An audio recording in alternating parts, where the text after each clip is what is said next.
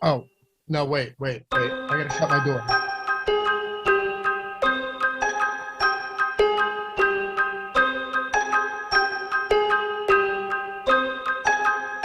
Can you just like teleport?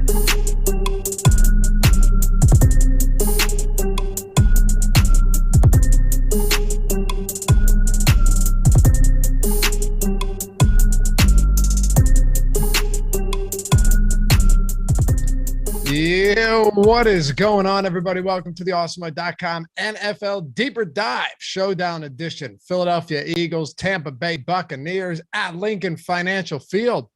We got a good one for you today. Breaking all of it down, I'm Dave Loughran at Laffy_D on Twitter, joined by Ben Rasa at JazzRaz DFS and number one ranked DFS player out there. Man goes by the name of Awesemo. You may know him as Alex Baker. What's cracking, brother? What's up, guys? Pretty fun game tonight. Should be a pretty high scoring one. So it'll be fun, and we got some injuries that will create opportunities. So I think there's a lot of fun dynamics with this slate. Ben, you said the 7 feels pretty good to you in terms of it seems about right. So you're looking at this one to be, close enough, maybe some shootout potential. It sure feels like it. Certainly feels like it. Yeah, spread feels about right. Eagles at home, short week. And we were talking before the show, and of course, we're going to break this down in full. In theory, I do think that they kind of have the formula to maybe slow down Tampa in some ways. Not saying they're going to do it, but I actually think the Eagles defense has the right personnel. It's just whether they can execute or not. Yeah, I mean, ultimately, it comes down to, can you get to Brady? Can your pass rush find a way to get to Brady? What's that? Preferably without blitzing. Like, can you put pressure with the front? Exactly. If they can, I think they can keep it close. And also, I think you mentioned it. We both mentioned it before the show started. The formula not just being on defense, being able to somewhat contain Brady in this offense, which is going to be very difficult to do, but also on the offensive side, the teams that have played well against them and stayed competitive, not excluding the Rams, of course, where they just beat up on them, but the Patriots, who are an inferior team, only lost by 2, and then the Cowboys only lost by 2. They both, it's not like they abandoned the run. They just decided not to run at all. But that shouldn't be a big problem for Nick Sirianni, who has abandoned the run game before week 1. Yeah, well, he abandons it in situations where I wouldn't. So I'm a little worried. Maybe he decides this is the week to really give them a lot of carries. I hope not, because as we all know, Tampa, you just simply can't run on them. And there are other ways to exploit this defense. Well, we're happy to have you guys with us. Hit that thumbs up if you haven't done so. Let's just ramp this straight over 100 out of the gate. We already have 450 people watching. We're about a minute into this one. So we'd be much obliged to, see that shoot over 100. And if you haven't subscribed yet, go ahead and do so.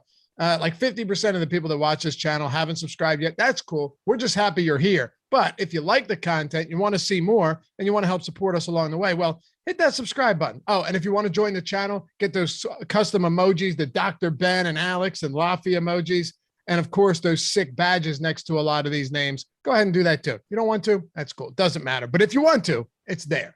All right. So, Alex, first thing we do, kick it off with a little bit of strategy discussion here. We've seen a whole lot of different types of setups for showdowns where we've got 2 awful teams with, low priced quarterbacks and a lot of salary that can be left on the table. And then you had on Monday, Baltimore, just Mark Andrews and Lamar Jackson and Marquise Brown and Jonathan Taylor, huge high scoring game.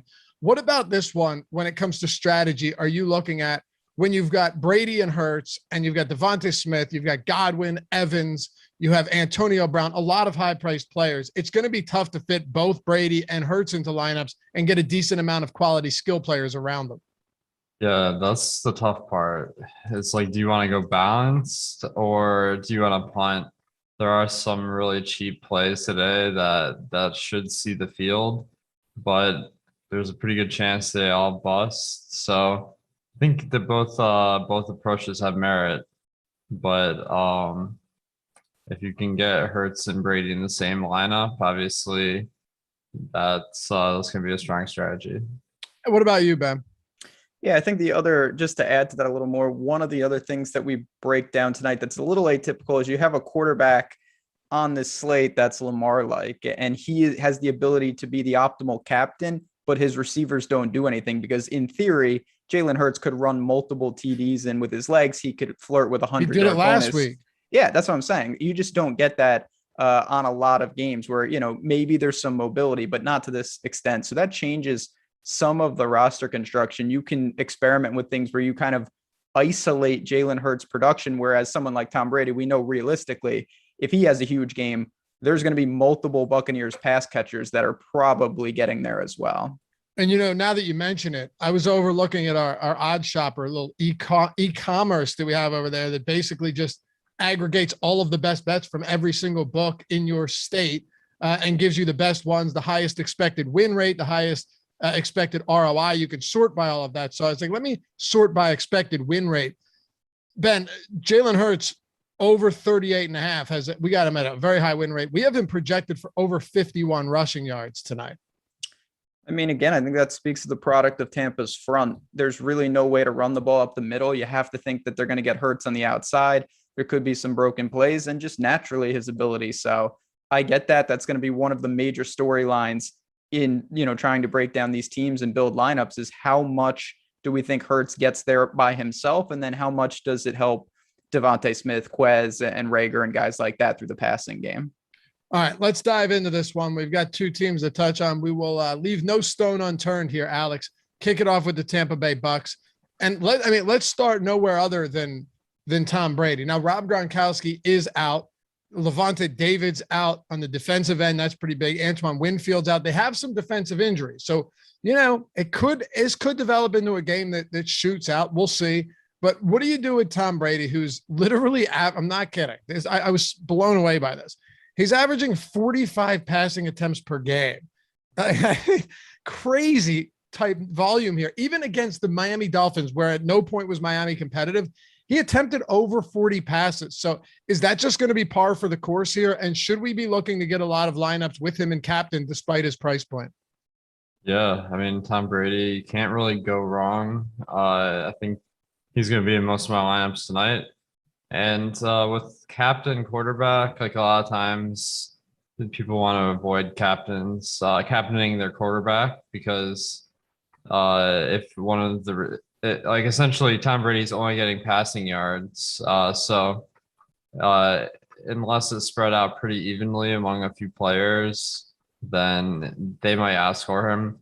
However, with Brady, because there's three really good receivers and I guess the running backs also catch passes, the chance that he outscores the receivers is actually pretty good compared to some other quarterbacks. If you think of Aaron Rodgers, it's tough for him to outscore Devontae Adams, for instance, but Brady can easily outscore Brown, Godwin, and Evans. So I think he makes a strong captain play tonight. Ben, where are you at on Brady? We'll get to the pass catching options in a second because there's a ton of them for Tampa Bay. Yeah, I think it's pretty reasonable to say that, him and Jalen Hurts are in a different stratosphere in terms of floor, and there is no game script, whether the Bucs are trailing or, as we saw last week, if the Bucs are up multiple touchdowns. Brady's volume in the passing game doesn't really change that much. They don't run the ball anywhere consistently, so they seem more than content to have him drop back 40 plus times in any game script.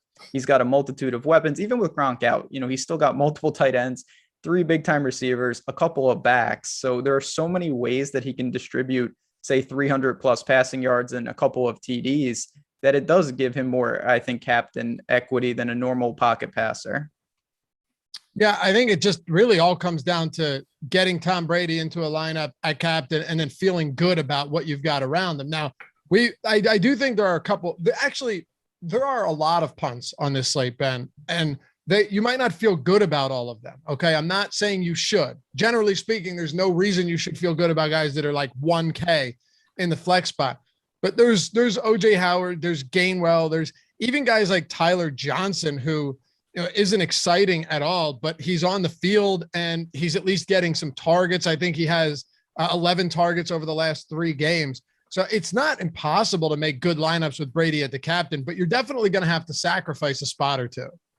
No doubt. And our friend of the show, John Jefferson, who actually took down something a couple weeks ago, 20K. Which is really, really solid to see. He was asking about low-owned flyers. And I think the guys you just mentioned are certainly in that conversation. Their floors are non-existent. But a guy like Tyler Johnson, a guy like OJ Howard, they might get a couple of looks tonight. And in an offense like this, when you have possibly 3, 4, 5 passing touchdowns to go around, it's not that big of stretch to say that someone outside the big three catches one of those. So I think that's where I'm starting to look in terms of how do I save some salary if I want to build with Brady up top. Gilbert Powell, welcome to Team Awesemo, brother. I love seeing those pop up in chat. I thought we had a super chat earlier. We did, from John Jefferson. It says 3 of the best in the biz. Who's your favorite GPP low cost flyer on FanDuel? Alex, you know what? It's early in the show, but I guess, John's our buddy. We can hit on that now. And I'm assuming it'll help anyone playing on FanDuel anyway. Yeah, I think you got a few different options. The tight ends are the obvious values tonight because Gronk is out. So Cameron Breit and OJ Howard should see significantly more work. And then you have Goddard out for COVID. So Ertz is kind of a no-brainer at 6,500. And beyond that, I feel like there's got to be another tight end that gets some routes. So I'm looking at this guy, Jack Stoll, who's second on the depth chart. Now, I don't feel very confident about that at all. So I'm hoping that maybe you guys have some insight there. They called up Noah Togiai off the practice squad as well at tight end, but seems like Stoll could get some run. It's just like really iffy because he hasn't gotten that work so far this year. Yeah, Ben, I guess your favorite value option here on this slate, anybody that really jumps off the page at you? I think there are some good ones. Oh, there's definitely good ones. The problem is I think there's a multitude of them and the majority are going to get virtually zero. I think on the Bucs side, you mentioned it's got to be, peripheral pass catchers, OJ Howard, Tyler Johnson types. The Eagles are a little different. I think that Gainwell can be incorporated. We're going to talk about him and Miles Sanders in the passing game. And then as Alex mentioned, I couldn't pick Jack Stoll out of a lineup of 2, but he's probably going to be on the field a little bit. And if you're really looking to pay down, you could be drawing to maybe he falls in the end zone tonight, and that can make the difference between everything. It's what happens on Showdown. How could you not know Jack Stoll? I'm pretty confident that he played college football at Nebraska. Yes, he did. I was going to say, if I had to bet my life on that, I wouldn't, but now I would. Where did he go to high school?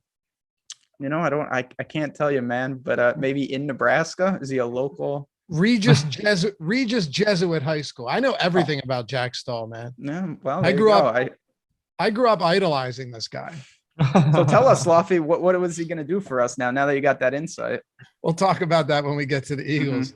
But yeah, there are some value options, especially with Goddard on the COVID-19 list. Alex, the big 3. Oh, we had a super chat, and this is amazing because it's like unsolicited promotion. Thank you, Ryan. And you paid us to do this. He said, great time to become an Awesemo premium sub. NFL, MLB, NHL, PGA, CFB, esports, and NBA coming back. Also, lie this trio. I'm assuming that's an autocorrect. Also, love this trio.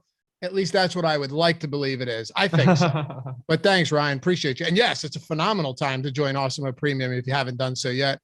Alex, among Godwin and Evans and Antonio Brown, I'll throw a couple numbers out there for you guys because it really is crazy how similar they've been. If you take the games, like if you just take Antonio Brown's 4 games and not 5, right? And then you took 5 for the other guys. Mike Evans has a 20% target share. Godwin's at 18%. Antonio Brown's at 17%. If Antonio Brown played all 5 of those games, they'd probably be even closer together.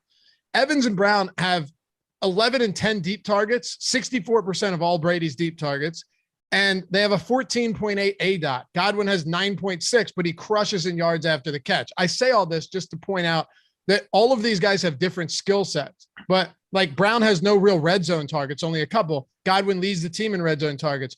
Any one of these guys can have themselves a game on any given night.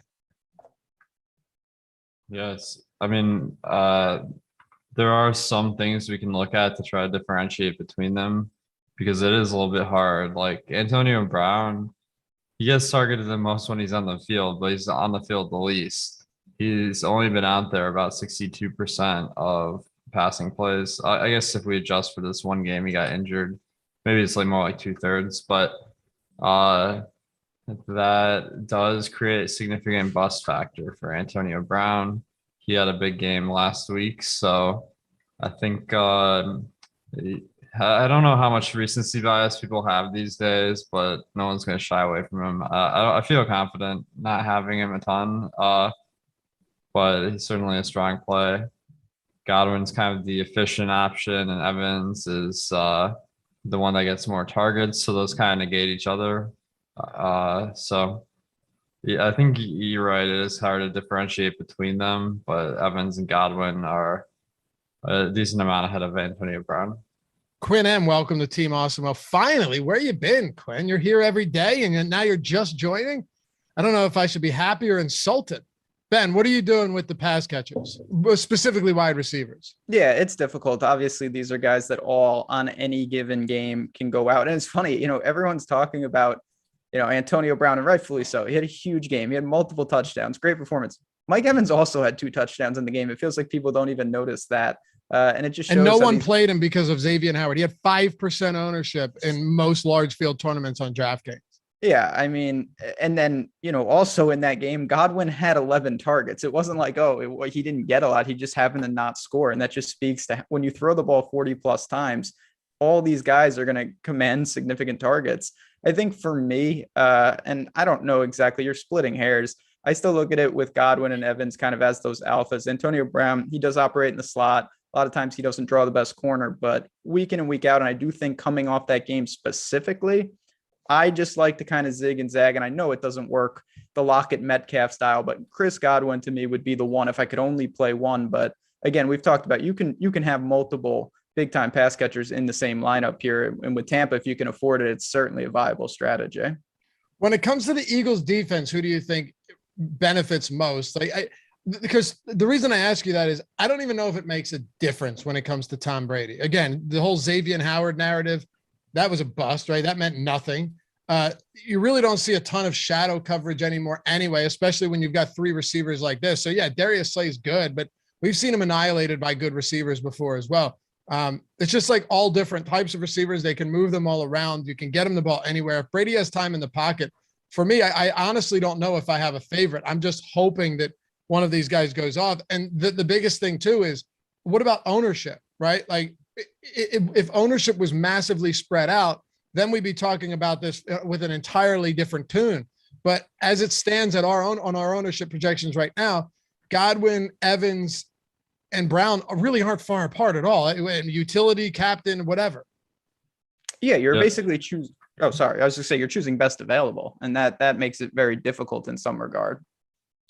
One of the new tools we have this year is actually free today, the Showdown top players. We have the optimal lineup percentage, which is, it doesn't factor in the correlations like the top percentage in 2 to 6, but what it does is it factors in the salary and the standard deviations of all these players that we're projecting.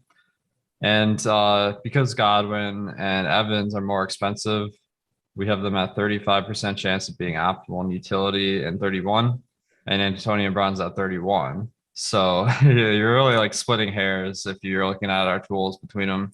Antonio Brown, I'm kind of feeling he's the cheapest. You can really use that salary because you're probably going to have Brady in the lab too.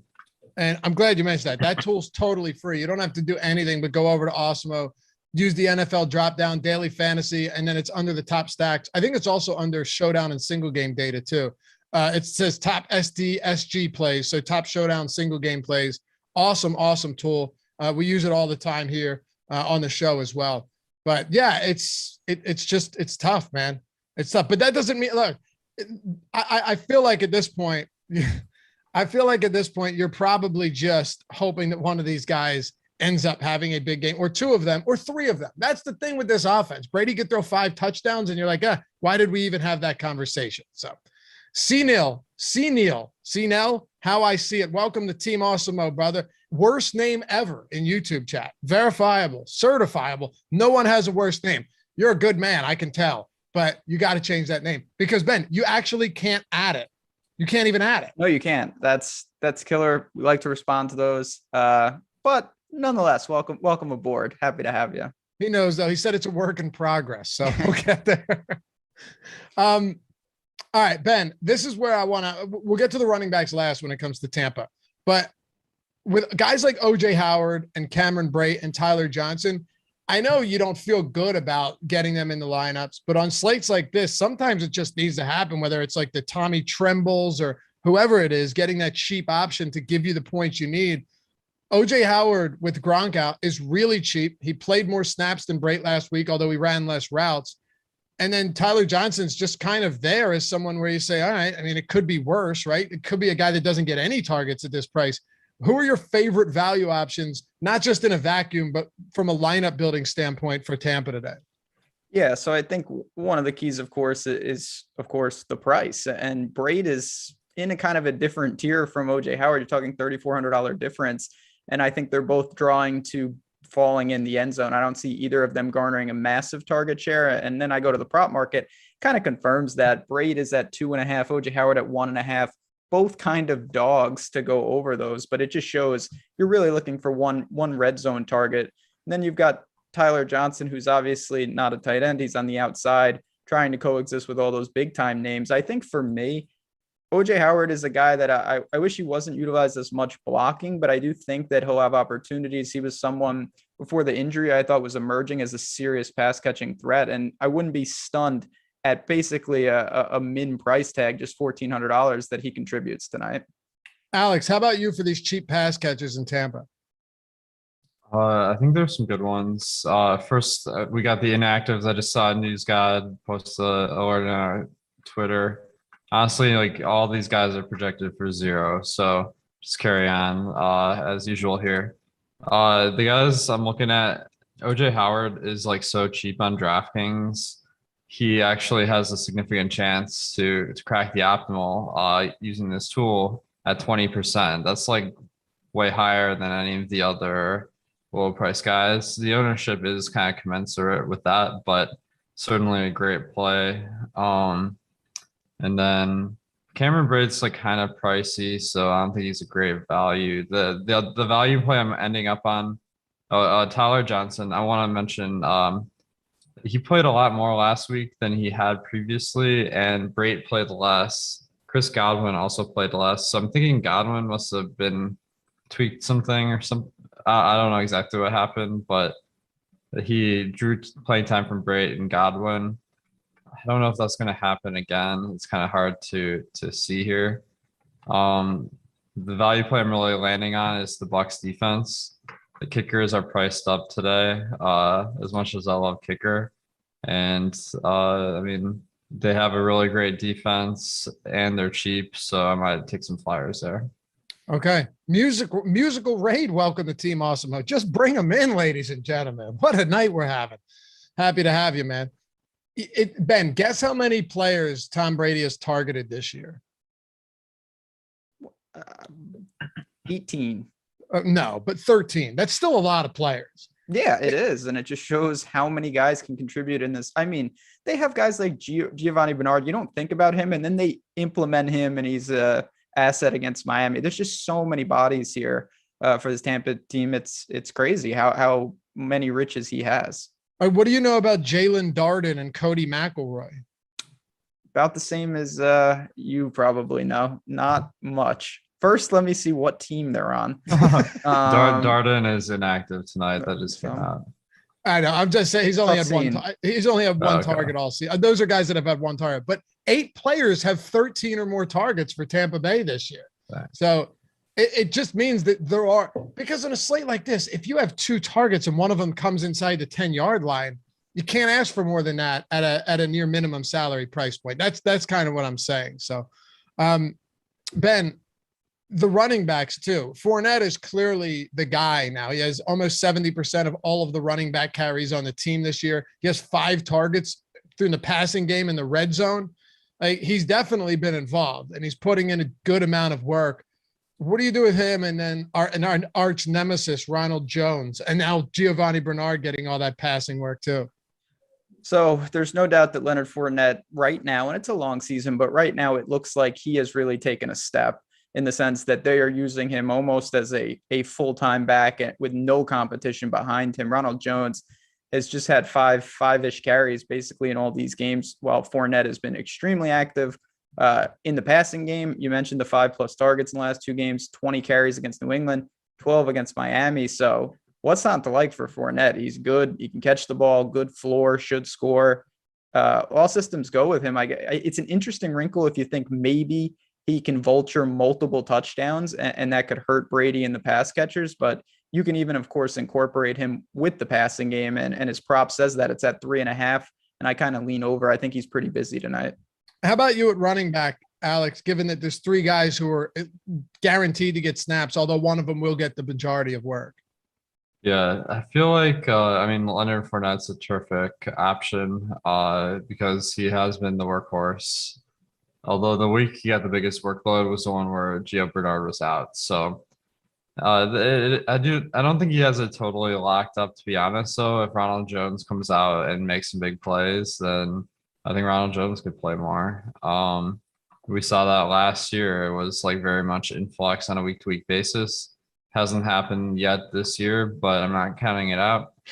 So for that reason, I kind of think Ronald Jones is a appealing play today.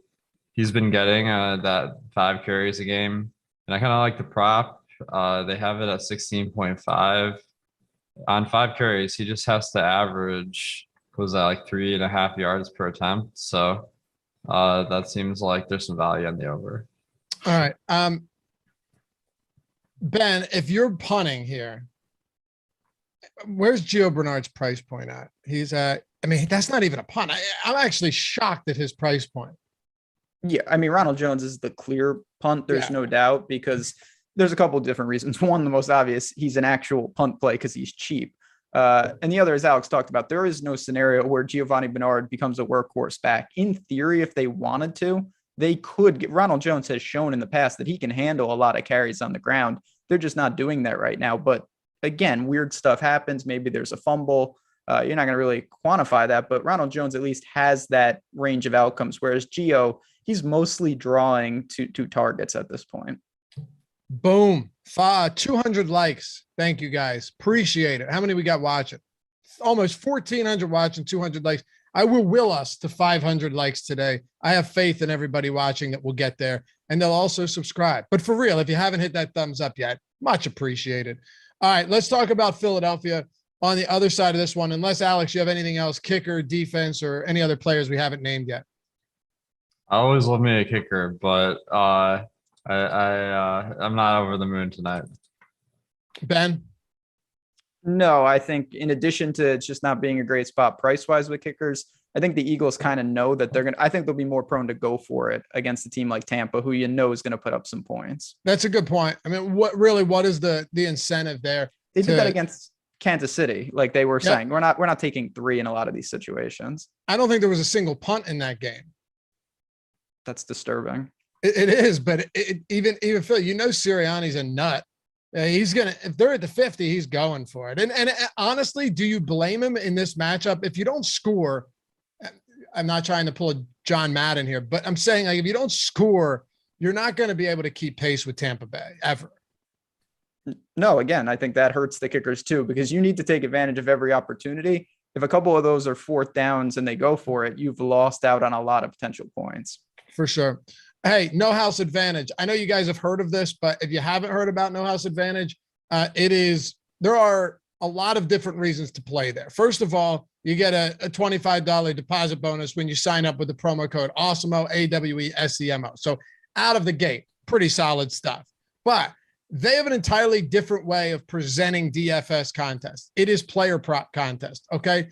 You build lineups without salary, just strictly player props. Now that's cool. A lot of other sites, a lot of other apps do that, right?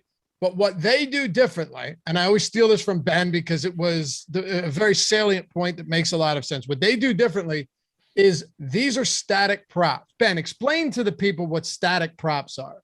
Yeah. So what happens, obviously, as we get inactives, as we get information, the books and some other sites, they adjust the lines to keep it balanced, but no house advantage, they don't. So they're creating edge for you if you do the research. When we get more information, we quickly realize, wow, some of these guys' lines are wildly undervalued, but they can't change them. And that is where, when you use our tools, we're going to quickly identify some of these guys that stand out in a big way. And that's where you can gain a lot of edge over there. Absolutely. You have big prize pools, over 500 player props offered.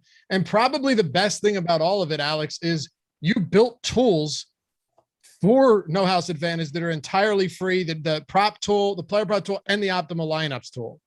Definitely. Yeah. These sites, especially No House Advantage, that maybe you're not a member of, are often like the best ROIs that you can get because there just isn't like as much liquidity, and then like all the like sharp like big dollar players don't necessarily like grind there, so you're playing much softer fields. Plus you have the free tool, the No House Advantage projections. So I'm kind of looking, it's kind of like a parlay, so you have to get all your props right, and there's some gimmies tonight. They have a Miles Sanders rushing touchdowns prop of 0.5, so like I haven't seen the odds the sports books are laying out, but usually that would have like plus 300 or something. So taking the under there, that's almost a lock.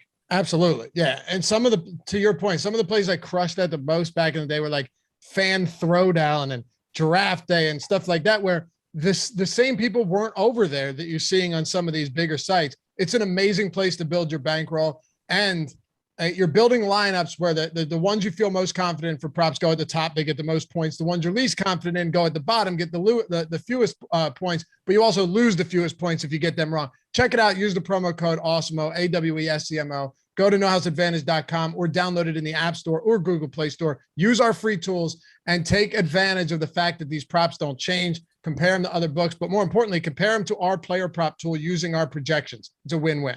All right, Ben, let's go to the Philadelphia side of this game and talk first about Jalen Hurts. He's expensive, but every single week he's been at least serviceable. He has 20 plus fantasy points in every week. And I saw a tweet the other day that he is now the only player left in the NFL at any position that has finished top 12 at his position in every single week. Now, we don't want a top 12 finish this week, right, if we're paying this much for him, but it still speaks to the fact that the guy's floor is very high with that rushing upside, but it also raises his ceiling as well. I mean, it's, again, you're just bailed out of so many situations, even when he doesn't have it. You just can't replicate for that. I mean, look at the logs. He hasn't even played particularly well in some of these games, and he still finishes with massive output. It's not efficient, and that's fine. The volume could be there. They are, even though I do think they can hang in this game, they're still a touchdown underdog in a total north of 50. So Jalen Hurts, we all think his rushing prop is a little light tonight. If he goes over that, you're starting with an extra passing touchdown right there. 40 yards rushing is a full passing touchdown when you equate it scoring wise. So the guy is unbelievable. And even though I don't think he's the best player out there, there's no doubting his fantasy upside each and every time he takes the field. Hockey Freak Sean says, how much have you won to date, roughly, Mr. Awesemo? The Mr. Awesemo thing always gets me. There's a guy in our premium Slack chat in office hours that calls Steve Mr. DeColts, and it never gets old. Anyway, Alex, I won't ask you to answer that, but I will ask you to talk about Jalen Hurts and where you're going with him today. I will say we do on our join page have a graph of our team's results, so you can go on there. We're pretty good at NFL, I'll tell you that. For Jalen Hurts, I think I don't think Tampa Bay has really faced a dual threat quarterback like this in a while, so I'm really interested to see, is their run defense going to be as effective when they can't like know exactly where the ball is coming from. So that'll be something I'm really looking forward to tonight to see how that plays out, because Tampa Bay is kind of like a unicorn compared to the rest of the teams and how they handle rush defense. So I do think, it's a showdown slate, so we're not worried, is he going to be able to rush for 100 yards or something? So I think he's obviously a terrific play. We have him as being the highest chance of being the top scorer on tonight's slate. So that's a no-brainer to put him at captain or at flex. If you can, obviously, like you only have so many spots to work with, but probably the best play on the slate. Okay. Yeah. The best play on the slate, huh?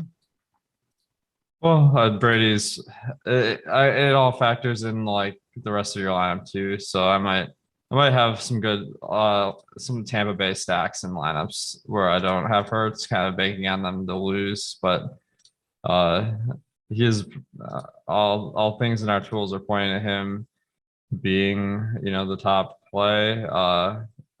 It's not like so far off other players, but he has nearly a 40% chance of being the top scorer on DraftKings. If you go over to FanDuel, it's almost 50%. So Yeah. Oh, I wasn't arguing with that at all. I mean, when I saw his top play percentage in the top plays tour, I was like, oh, okay, 38.9%, 21%, 21.1% as the optimal captain too. So those are some big time numbers, and I think you and Ben just kind of articulated it well. Why is he always going to have those type of numbers? Is because he can do everything, and he's going to have to throw a lot. He doesn't have to be even that good. Just throw a lot, Ben, and run, and we'll be okay.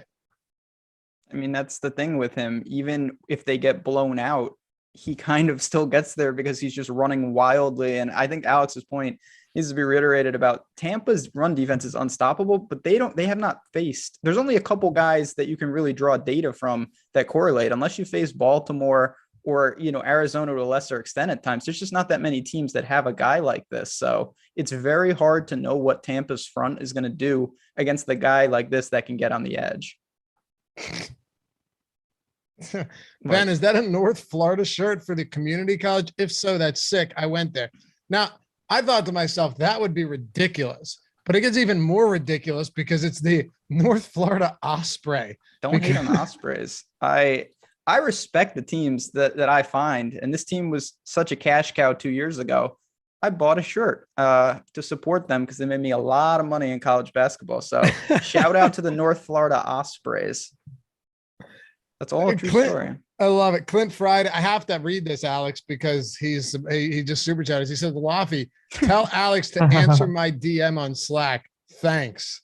You ghosted Clint Friday? That's a good question he asked me on Slack. So I hope he doesn't mind if I read it out for everyone. He says, in micro and low stakes, is it optimal to use our simulated top frequency lineups because the field is less sharp?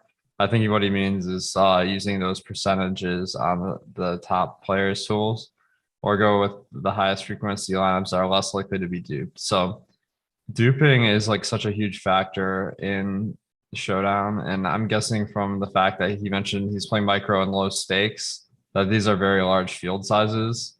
Showdown, like the lineups you should play, like vary so much on how big the field is, because if it's like a 2,000 to 5,000 person field, you can play a lot more chalky than if it's like a 40,000 person field. So don't be afraid if it's a big field to get a little bit weird, leave money on the table. And one of my favorite strategies is a stack 5 and 1. If you catch it on a day where maybe Philadelphia has nothing going on, it's much easier to get the right combo of players than if you're just mixing and matching from both teams. This is where Clinton realizes that was the best $2 he ever spent. That's like a $50 answer right there. Thanks for the super chat, Clint. Ben, all right. So Devonta Smith, the guy has already had 2 touchdowns called back on the season. One of them because he ran out of bounds. Another one because it was an offensive holding call. Eagles have had a terrible time with penalties. But he has 456 air yards, 45% of the team's air yards, which is 5th most in the league. He's definitely involved, and he's become more involved lately. He's not really cheap, though. I mean, he's basically, if you look at just flex spot, he's really not much cheaper than Chris Godwin. He's more expensive than Antonio Brown. So I like Devonta Smith a lot tonight. They're going to have to throw quite a bit. But does he become a casualty of this slate to any extent if you're only building a few lineups, or do you want to actually prioritize someone like him when you're playing Jalen Hurts? So I do think it's a little difficult with Jalen Hurts just because there is the out that Jalen Hurts gets there and it doesn't benefit the pass catchers. That makes it more difficult. But the positive side of it is that if the Eagles have a prolific passing attack, you're not choosing between Antonio Brown and Godwin and Evans. Most likely Devonta Smith is heavily involved. I respect Rager and Quez Watkins, but this guy is the clear leader. Goddard's not here either, so it's even more consolidation. And I think, again, I go to the prop market a lot.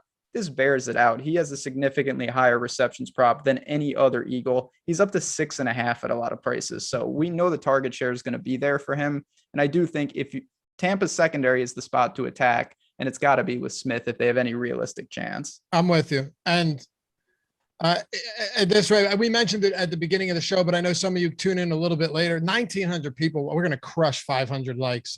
It's a foregone conclusion at this point. Lovett says we need 1,000 likes. Yeah. The only thing is I don't want to give Eric Lindquist and Neil Orfield, who coming up next, the satisfaction of thinking they had any hand in getting any of those likes. But John Jefferson, thank you. He says, thanks, Ben, for the Kentucky play on your Twitter PGA post last week. Go Georgia. Keep up the strong work, my friend. As I was saying, Dallas Goedert, we mentioned it earlier, but he is in fact out. So, Ben, that actually plays a huge role in this. I mean, they're not running as many 2 tight end sets as they were in the past, only 22%, 12 personnel. But at the same time, Zach Ertz was already running basically as many routes as Dallas Goedert. Now you take him off the field. This could be a game where Ertz, I'm not saying he explodes at all, but he could get a decent amount of looks tonight.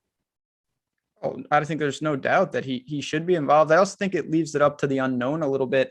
Maybe they get guys like Gainwell, and we're going to talk about the backs in a second with Miles Sanders, more involved in the passing game. I think Philly has to be a little unique because they're just not really built to have other guys. You know, like I said, I think Rager and those guys are interesting flyers, but outside of Devonta Smith and Ertz, there's not much to talk about in the passing game. What about, outside of who? Devonta Smith and Ertz, I think. After that, there's a pretty big drop off. I think there is, Alex, but at the same time, you've got someone in Quez Watkins who is the type of player that could blow up a showdown slate, whether you like it or not, just given the deep targets that he gets and his ability to connect on them. It's a weird passing offense for this team because no one has an insanely high target share. I'm on Quez Watkins tonight. I think he's a really good play. And what I'm seeing here, he's only played in about 60% of snaps so far this year.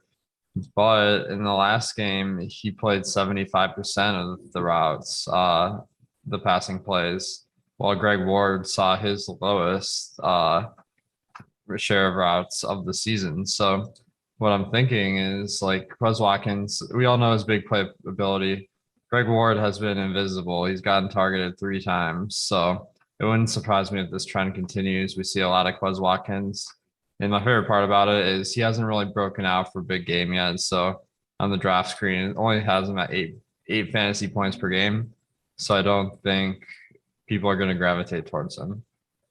Yeah, I don't think so either. And really, it's just this is a tournament play, right, Alex? Like for a guy like this on a showdown slate, if you got 2, 3, 4 targets and 2 of them go for 50+ yards, I'm not saying you're expecting 2 50+ yards or even just a long bomb for a touchdown, that blows everything up if you don't have them. So it's not like I don't think either of us are particularly confident in Quez Watkins, but how much of a showdown slate when you're playing cheaper guys really has to do with confidence anyway.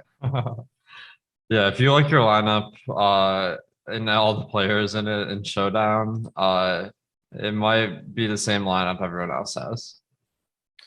You know, I feel like, Ben, the whole Jalen Reagor thing, I know you're probably still holding out hope, and that's okay. I respect that.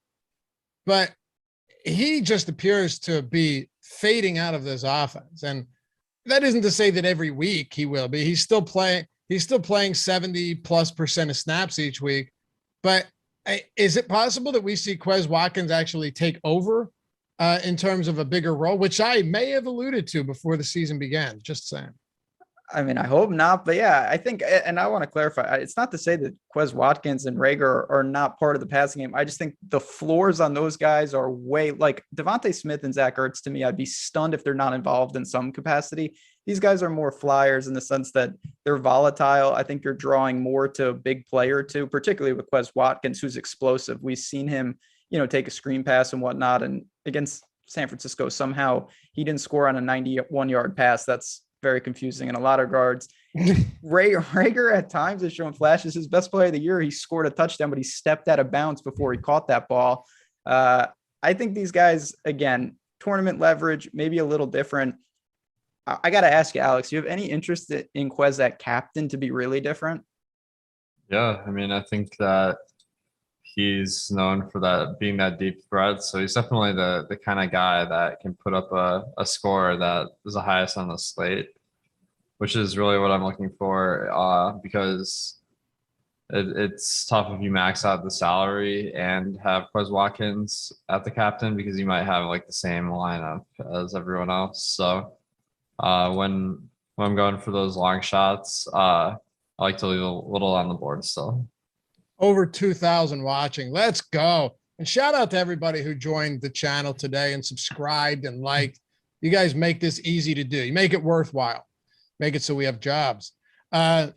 Anyway, Ben, there's this guy, this fella by the name of Jack Stahl.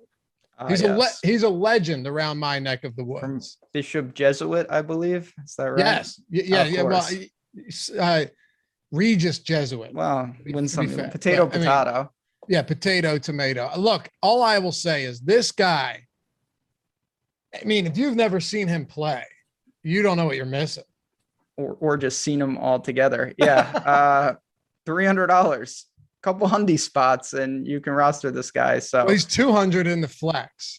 Yeah. I mean, listen, when you play a guy like that, you're obviously doing it most likely to get both quarterbacks or really aggressive at captain. But what you just have to keep in mind when you get down there, most of the lineups are going to look very similar, because the only reason that you're there is because you're kind of funneled into that position. So just keep that in mind. It's not to say that he couldn't catch a random touchdown tonight or be relevant, but I do think that those type of builds on showdowns do produce a lot of dupes, just because there's just not that many reasonable plays at $200. Is there anyone that doesn't love Jack Stahl tonight, though, Alex? I mean, we've got him. We have him pretty much just bottomed out everywhere, rightfully so. 6% ownership, 0% captain spot. Do you think that holds? Do you think he's going to be 6% owned? I mean, obviously these are your projections, so the answer is yes. But I mean, is there any legitimacy to saying, all right, they run 22% two tight end sets, and maybe and Hurts loves his tight ends in the red zone. That is a fact. Like, do we have a shot at getting a couple targets and a touchdown from Jack Stahl, the great Jack Stahl? Yeah, I mean, you know better than anyone when it comes to Jack Stahl. But what gives me confidence here is last year, when Ertz played with Goddard injured, you had Richard Rodgers, who hadn't really played much, like average 30 to 40% of the dropbacks running routes. So we saw last year that they do play a second tight end, even if it's not someone that's played before. I don't really know much about him and Noah Togiai, so I would hate to see Togiai get that run, but the reports have been that Stoll will be the second tight end. So the main thing here is just that it's not that hard for him to outscore the other cheap guys, because there's really no one of note. Ben, if you were to watch the next movie, like Olympus Has Fallen or something, right? You know, one of those type. What, you don't know what I'm talking about? I mean, I know that movie. I'm very interested to hear where you're going. Continue. You act like I don't go off course all the time. You shocked by this. No, I didn't have Olympus Has Fallen on the run sheet. I'm not gonna lie. I missed that bullet point. Go ahead. Okay. If the protagonist's name were Jack Stahl, would you even think twice? You'd be like, you know what? That sounds like the main protagonist that can, fire an AR. Yeah, listen, not gonna lie, that's a solid point you just made. It is a very good movie name where rocket launchers are prevalent, I would say. All right. Alex, what about the run game for the Philadelphia Eagles? That's a big question mark, because the Eagles' run game has been very efficient this year, around 5 yards per attempt, which is a yard over the league average, and they're facing the top run defense. So I think it's going to be really hard to call what's going to happen tonight with that, but I don't hate taking a shot at Miles Sanders. In the props, he's kind of low, so I like betting the over on his yards. And the other thing you can do in DFS is stack the Eagles. If the Eagles win and Tampa Bay can't get it going, then Sanders is likely to be in the optimal. Ben, running backs here. Yeah, I think both of them have ample opportunity because we've seen teams, even last week, Myles Gaskin, they couldn't run against him, but he had a huge game catching the ball against this Tampa defense. So I think with both of these backs, when you talk about Gainwell and Miles Sanders, even if they don't have success on the ground, I think that a lot of their touches could come through the air, and that's really lucrative, really positive, particularly with Sanders. And I think he's just got home run upside. Everyone, including me, has said all week, we can't run. It's such a bad spot for Sanders, and it is on the ground, but that doesn't mean he can't contribute, and it probably gives him more leverage. And we had a couple of super chats, and one of them was asking about Gainwell. Who was that? So I can cross that one off the list. Goody. Okay, he Goody. said, do Thanks, you Goody. think a Gainwell or Ertz and captain too low of a floor to consider? I don't. I think Ertz would be my preferred one, just because I think he could be a little more busy. Gainwell, in large fields you can still do it, but I think that's still a viable move. These guys could be involved, and again, with no Goddard, there's more up for grabs across the board with the Eagles. Thanks for that super chat, Goody. Doug Burdick says, is using Fournette or Ertz as the DK captain in cash viable, Alex? Thanks, Doug. I think in cash, you can use a value captain for sure, just because then you can cram in all the good players. So in cash, what I'd really be looking at is the who's gonna be the best value, and maybe just put them in a captain. So Zach Ertz is 3.5 points per dollar, where Hertz, for instance, is only 2.14. So I think on Showdown, the average is around 2 points per dollar. So you are gaining a good amount of projection by getting Ertz at captain. All right. Thanks, guys. Appreciate you. So one other thing here, too, is that Kenneth Gainwell and Miles Sanders, as Ben mentioned, will have to get it done through the air. Unless, of course, something just goes awfully wrong for Tampa. I think that happens once in a while. Sanders had 3 of the 10 longest runs in the league last year. They came against the Saints, they came against the Steelers, and they came against Baltimore, all of whom had good, stout run defenses last year. It's possible. But, Ben, you saw what Myles Gaskin did last week. I mean, we outright said, hey, this is an awful spot for the running backs. And on the ground it was. Myles Gaskin had 2 receiving touchdowns and 10 receptions. Am I saying that's going to happen? No, not at all. But on a single game slate, I'm not crossing these running backs off, especially at Gainwell's price.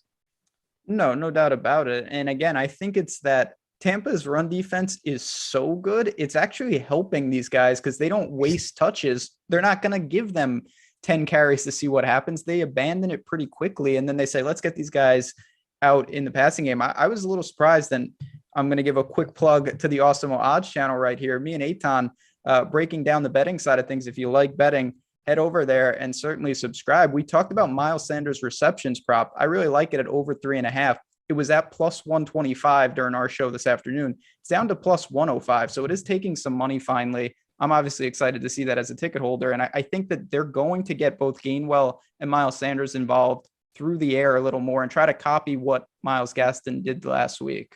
Would you captain Jack Stahl? I mean, only on FanDuel, where it would make literally no sense. All right, let's build a line. We got to do this quick because I want to get through everything before we head out and toss this one over to Eric and Neil. Be sure to stick around for those guys coming up next.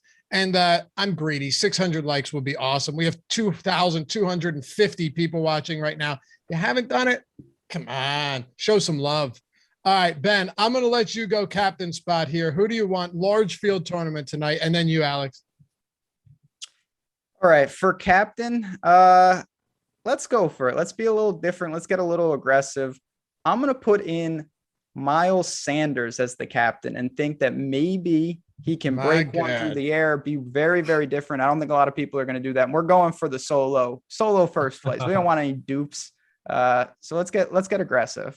God, would it be nuts that after an awful season so far, Miles Sanders ends up in the toughest matchup yet listen, it can happen. It can happen. Nope.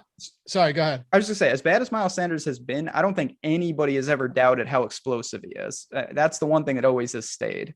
Yeah, I don't think he's been bad. His usage has been awful, and that, makes him bad for fantasy. Alex, who do you have in the first flex spot? I'd put Hurts. I think that if Sanders is going to be the top scoring player up there, it means that the Eagles had a big game, and Hurts is pretty likely to put up a score that will at least get him in the flex. All right, I need no time to think about this. I'm going Jack Stahl. Now, let me go with. I'm going to go with OJ Howard. I have no problem with him here. He's cheap. He gets you exposure to that passing game at a discount, and we still have 9,000 per player for the last three guys, Ben. No doubt about it. For me, then, I think you can easily get to Brady in this spot, and you can use both QBs because you've opened up a ton of salary for us. So let's lock in some floor. Brady will be throwing, particularly if they're behind. He could push for 50 passing attempts tonight. All right. What do you got, Alex? So if we have Brady, we do have one of his pass catchers. So I guess we don't necessarily need another one. But because he does get all of his fantasy points passing, we want to pick one of the guys that receives the ball. So I think Godwin, I guess, a little cheaper than Mike Evans. I think they're on par with one another. Really could go either way. Okay. And that leaves us with 5,100. So, and it's Rager, it's Breit, it's Quez. I'm just going to go Quez here because Quez could have one for 75 and a touchdown. So you get Sanders, Hurts, OJ Howard, Tom Brady, Godwin, and Quez. And I don't hate that with a running back at captain because we're hoping that he gets there through the air more than on the ground. So I dig it. All right, there it is. Large field tournament. We'll see how it does tonight. And before we go, we already talked about Odd Shopper. Jordan, let's just mix this in with our top props and our bets over at Odd Shopper, totally free. If you go ahead and were to go to the Shop NFL tab, you'll get everything, be able to sort by expected win rate, expected ROI, you name it. Just click on props, the team names, whatever you want. I mean, everything filters beautifully. It's super easy, like 2 clicks to make bets over here. It's awesome. Ben, who do you have for tonight? Your favorite prop, your favorite bet? I said it. I talked about it on the Awesemo Odds channel all afternoon. I think that Miles Sanders will have a significant role in the passing game. Give me over 3.5 receptions. I got it at plus 125. I still like it at plus 105. Okay. For who again? Just so everyone knows. Miles Sanders, over 3.5 catches. Okay. What do you got, Alex? All right. So I'm furiously trying to scroll through all these tabs. I'll go with one. I'll go with one and give you a second here. All right. Just because I'm going to die, as Ben knows, I'm going to die on the by shorting running backs, backup running backs, under 14.5 yards, Kenny Gainwell. I know you'd say, well, he's done over that in most of these games. Yeah, he has. But at the same time, Kenny Gainwell has seen 2, 1, and 3 rushing attempts over the last 3 games. Assuming he's averaging 2 attempts, I just need him to get under 7.5 yards per carry. I think he'll be utilized in the passing game, but he has been not featured at all as a runner. I don't think they're going to run much at all today. So naturally, based on what's happened recently, Miles Sanders will get hurt on the first drive, and Kenneth Gainwell will take over and be the lead dog from there on out and rack up 150 yards. But as it stands, I like that. It's got a 64% expected win rate over on Odd Shopper. I'll take that. What about you, Alex? I'm going with Tyler Johnson. The line is only, receiving yards over. The line is only 8.5, and we have this as a 32% projected ROI. What I'm seeing here is he barely played the first 2 weeks. And then in the last 3 weeks, he's played a lot more. And he's over this period gotten 14 targets. He only needs 1 good catch to hit. So I feel like the odds are very good. Gronk and Scotty Miller being out should make his playing time pretty secure. Not saying he's going to be out there a ton, but enough to get that 1 catch we need.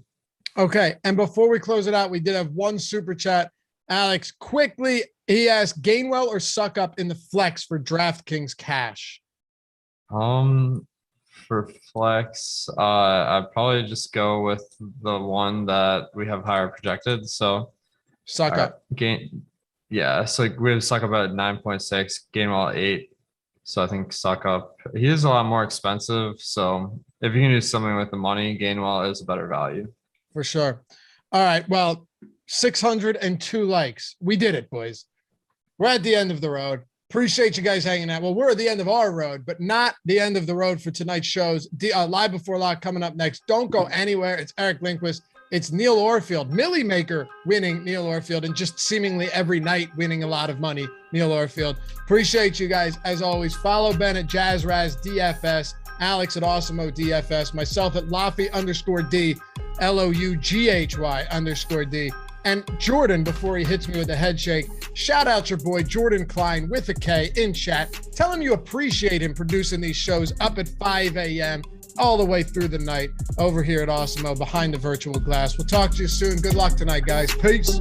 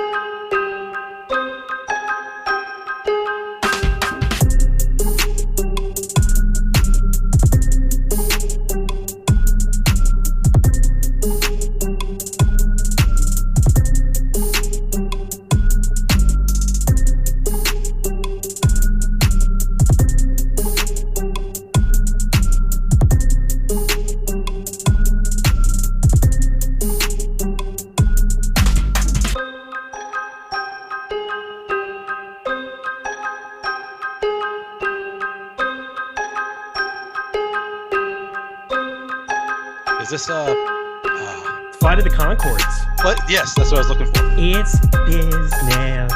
It's business time. Oh god, that was hot mic. It's not ideal. Yeah. What is going on, everybody? Welcome to the Thursday night Live Before Lock show. I'm Eric Lindquist. We're going to be breaking down everything that there is to break down. The guys just did a great job here on the front side. Maybe we just build lives. Maybe we just chat a little bit, go back and forth in the chat, or maybe, just maybe, Neil Orfield. That's Neil _Orfield or player. Hang on, it's Player X DFS. What is your Twitter sphere? Player Q. It's like hey, player questions. It's an old one. All right, Player Q DFS. I was just trying to click over to it and it didn't work because I had Matt Gajewski written in the run sheet. Nicely done by me, but you know what? It's better. It's better than that. No offense to Matt. I absolutely love him. Super sharp. But we got Neil Orfield coming off of, I don't know, a 300K day last week, a Millie ticket to the Tournament of Champions last week. Everything is good in his life, and he is here to give you all of the information. Neil, how you doing tonight, my dude? I'm doing great. I wouldn't say everything because my Sunday was not great. My Monday was not great. So, you know, we're a week away. My last winning slate was 5 days ago. So we got to make up for that. The horror, Neil Orfield. Are you doing okay over there? Do I need to send food stamps? I'll be all right, I think. Okay, I think you will too as well. I'm looking forward to this slate. I think it's a really fun one for Thursday night. First impressions overall of this game. Should be high scoring. A lot of question marks. I feel like, I really like both quarterbacks, but I have a little bit of concerns. I didn't want to have either quarterback in 100% of my lineups. I think they're both in, close to 80%. So it's not like I'm fading them. It's an interesting game. There's a lot of pieces that are a lot of highly projected pieces, and then a few that I think have a shot to break out. Yeah, I think that there's definitely some stuff we'll get into, and we'll start off the quarterback. But before we get to anything, hit that like button, hit the subscribe button, hit the notification bell. They did such a good job of getting likes on the front end of the show, but I want to take it up a notch. I want to take it up a notch because if you want that run good, if you want the ability to bank, if you want to have Neil Orfield, one of the best, sharpest dudes in the industry, give you all the information, he's giving you exposures off his lineups, you got to hit that like button because that goes as far as possible for us. So much appreciated to you. And let's get it started at the quarterback position, of course. And we'll go to no house advantage here after we get going here. But quarterback position, Tom Brady. I heard he's pretty good at throwing footballs. What are you doing with him tonight? No, I'm pretty sure he's washed at this point. He absolutely dusty arm. Yeah, I'm gonna have a lot of Tom Brady. Obviously, the only concern is his hand. He's got an injured thumb on his throwing hand. It's not going to stop me from playing a ton of him. I kind of wanted to do the thing that everybody says you shouldn't do and have a few Blaine Gabbert lineups. I didn't get there, just in case he gets hit on the hand in the first quarter. It's not the craziest thing in the world to go to Blaine Gabbert in your non-Tom Brady lineups, but I played 171 on DraftKings. I didn't get there, so that's how much I think you should be playing Blaine Gabbert. I have a ton of Tom Brady. He's going to be in maybe 4 out of every 5 of my lineups. I just don't think, he projects too well. He's got tons of great receiving options. I don't know what else you can really say. Well, you just brought up Blaine Gabbert on a show. That's the biggest shout out. I hope Blaine Gabbert gets all night because if he's relevant at all, yes, I made 300 lineups today on the old DK machine. I thought it was a lot of fun. Was going back and forth with some different ideas that I had for this slate and just I felt like our tools were really spot on with things. I also think it's Zach Ertz night, but we'll get to that here in a little bit. Nice. Jalen Hurts, 38.9% top percentage. That's almost 14% more than Tom Brady as well. There's some leverage to be had going to him in captain. He's going to be my highest owned captain. I think that that's appropriate for this slate. How do you kind of handle Jalen Hurts here, who projects out a little bit better for us, but is also cheaper? And it doesn't seem, I don't know, people just kind of jam Tom Brady, and they probably should, but how much Jalen Hurts do you have tonight? He's also my highest owned captain. I've got a ton of him in the flex as well. I mean, he gets there every week. I feel like I have my own concerns just like watching him. I think maybe that's I'm biased a little bit because I'm like, man, I feel like he always gets there like last minute, just barely. Like it looks like halftime he doesn't put up big stats, and then by the end of the game he always gets there. So I feel like he's got a game coming at some point where he's just going to put up a major dud. But it hasn't happened yet, and maybe I'm just totally wrong because he can run, he can throw. He's just a great fantasy quarterback. So yeah, he about the same amount of Jalen Hurts as I have of Tom Brady overall, about 80% in about 80% of my lineups overall, and my highest owned captain. Is there, I'm trying to think of even how to expand on this because the quarterbacks are obviously fantastic plays. Is there something that you're doing in crunching your lineups, in making your lineups that you're specifically doing for Tom Brady as opposed to Jalen Hurts? Is there something, because I feel like I've been doing a lot of key player stuff lately where Tom Brady, I'm involving every captain lineup I have with him with at least 2 pass catchers, because I think it's just so unlikely that he ends up the optimal captain and it's not 2 pass catchers that are the result because of how he spreads it out. Is there something that you're doing with your lineups to kind of match that, or do you kind of have a different thinking about that? Well, I feel like his pass catchers project better in general anyway, so I just get more of his pass catchers naturally when I have him in lineups. I do. So I go in and in the group settings, I give boosts. I set a group that has Jalen Hurts at captain as my key player, and then I give boosts to his pass catchers, and generally the ones who project worse get bigger boosts because they're less likely to outscore him if they have a big game. And then I do the same thing for Tom Brady with Bucs pass catchers, where I just give boost to all of his guys. So naturally I end up with most of my Tom Brady captain lineups are going to have a couple Bucs pass catchers, and Jalen Hurts the same, although Jalen Hurts is really not as necessary. If I get Jalen Hurts captain naked, I don't really care. That's kind of what I was doing. I was leading the witness. Down the path I wanted to go. Jalen Hurts, it's just so fun to be able to build lineups with him because you can kind of set it and forget it. You can kind of spin the roulette wheel, and wherever it lands, good times. There it was for Jordan Klein. Anyway, Neil, anything else that you would like to talk about from the quarterback position? I feel like we haven't talked enough about Blaine Gabbert. We're done. We're going to running back. Hey, everybody, what's going on? I'm taking over the show because he's gone rogue, and good Lord, we can't do it. Leonard Fournette. Let's start with him. Let's start with the road team here in this spot. Leonard Fournette projecting out phenomenally well. I just kind of write off the Miami game in terms of his narratives for snap counts here. I mean, he was up to over 80%. Looks like, I don't know. I felt like he was just continually trending up. And that week 4 game just keeps throwing me off because I feel like maybe he just solidified the backfield. Giovanni Bernardo get mixed in. And then just him underneath 70% of snaps last week was because they were pounding Miami. But what are you doing with Leonard Fournette in this spot? I'm going over the field on Leonard Fournette just a little Me bit. too. I really like the spot. I think my expectation is that he's the lead back. I listened to the first half of the show before ours, and I listened to Alex's take on he's not totally confident that, Leonard Fournette, it's his backfield. Like last year, they kind of rotated. Is it a Leonard Fournette week? Is it a Ronald Jones week? Does one of them make a mistake and then the other one comes in? You never really know what's going to happen with the Bucs backfield, but I feel like it's probably like he's the most likely lead back for the Bucs, and the Bucs should be leading the game. They're favored. So I really like Leonard Fournette in this spot. Do you like, no, the word is not like, can you tolerate / stand Ronald Jones and Giovanni Bernard in this spot? I can. I will be over the field on Ronald Jones for the exact reasons that I just said. I mean, there's a chance that he takes over the backfield, or he just gets like a rogue touchdown. I mean, he could just, Leonard Fournette takes it down to the 1 yard line. He's gassed. They bring in Ronald Jones. Happens all the time. So there's nothing stopping Ronald Jones from vulturing a touchdown. And he's 1,800, so that's all it would really take for him to be in the optimal most likely. It wouldn't take a ton more. Gio Bernard, yeah, I'm also going over the field on Gio Bernard.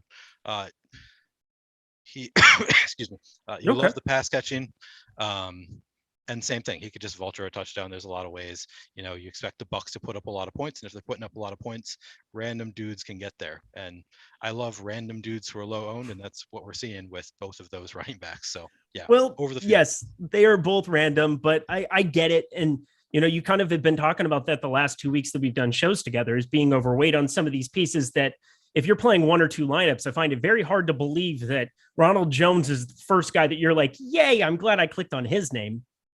Correct. Yep. He's not a guy that I would have if I was running one lineup out there. I wouldn't have any. Probably get to 10 before I'd have Ronald Jones. And then I'd probably have one in my 10th lineup. All right. Well, let's before we get over to the Philadelphia side of the ball here, just check out Awesemo Plus tools and content. I'm going to do this midway through the running back thing. Allow you to grab a cup of water there. I know you're just crushing it over there and you keep winning all the money. I just suggest you take a breather here for 5 seconds while I talk about the weekly pass, $29.95. Full access to everything we have behind the paywall right now: player projections, ownership projections, premium Slack channel, lineup builder, so many things, so much utility that you have by being a part of the Awesemo community right now with a platinum package. And that's NFL Showdown LBL, all caps, one word, NFL Showdown LBL, for 25% off your first week of Awesemo Plus Platinum. And if you want to just check out what we have, get a little taste, $3.95 for the weekly is the lowest package that we offer. But stop guessing, start winning, and check out those tools. We are referring today as well constantly to these top showdown and single game plays for the DraftKings and FanDuel slate. They are completely free to you today. Check those out. But NFL Showdown LBL is the promo code you want to utilize at checkout for that 25% off. All right, we got Neil back. We're ready to rock. Let's talk Miles Sanders, who this Bucs defense, I think a couple people are aware that the Bucs defense doesn't like to give up yardage on the ground. Under 50 yards rushing per game here on the season that they are allowing. I got to be thinking in this spot, 45.8 yards per game on the ground, a just ridiculous make-believe kind of number.